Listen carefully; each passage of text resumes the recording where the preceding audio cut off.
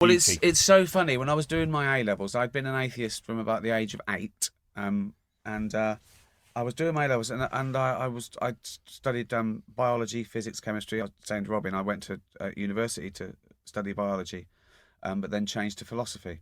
A lot easier. And there's a flower.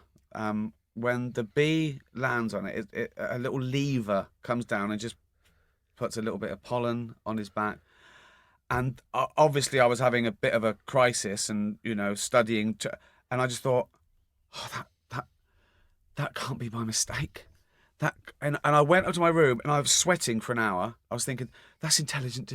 And then I worked it through. I worked it back to no. Over 3.5 billion years, that everything's happened. It's just there was no will in that flower. There's no will to the bee, and I got back, but I can almost see why, with the diversity and the things that are true in science and nature, why that would blow someone's mind, and why they think, well, this can't be a mistake. Yes, well, of course it's not a mistake, because natural selection is not a mistake. No. The Feynman case, which Robin quoted, is a little bit unfortunate because he used the colour red, which insects can't see. But if he'd chosen any other colour, it would have been great, or even ultraviolet. That's interesting. I think it might. I wonder if that's been edited in the most recent copy. I wonder if it has. Good idea. Yes. But then I wanted to ask, because after you mentioned flowers, but we should explain to people what Richard means by natural selection is not a mistake. Well, natural selection is a highly non-random process, and so everything about a living creature is not a mistake, in the sense that natural selection has been winnowing, filtering over many generations the best way to do it. Exactly. So the orchid that you're talking about has been filtered through countless generations of orchids. The ones that actually did the anvil trick were the ones that... Well, this is the mistake that people do. They put a will to it. Just like when they, often I've spoken to people that know about the Big Bang, they agree with it, they agree with evolution, but they think that God started it. And that's because they're putting a will to what we would call nature. And I thought of a model to try and explain. I was talking to someone once that it's rather like if you put coins in a sorting machine, those coins aren't rushing to the right hole.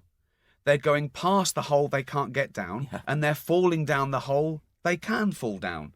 And I think that's the mistake people make when they think that they confuse natural selection, that it's just luck or random, and how could that beetle get exactly the right number of legs, and it's just they haven't quite understood the process. When you choose the anvil orchid, that's a good choice in a way, because that's an extreme example of something that looks as though it's been designed. I use just the same thing in my books. I always put the most extreme examples I can find to really put science on its mettle to explain these extreme examples rather than the easy ones. Actually, there's a deep fallacy in saying that just because it's complicated and beautiful, therefore somebody must have designed it, because you've still not explained where the designer came from. Because the more beautiful and elegant the designed object is, the more elegant and counterintuitive and improbable the designer would have to be. So you've explained absolutely nothing. Well, you say there must have been a designer. Well, the God of the Gaps doesn't explain anything, right? Because even when people, again, I don't want to keep using Twitter.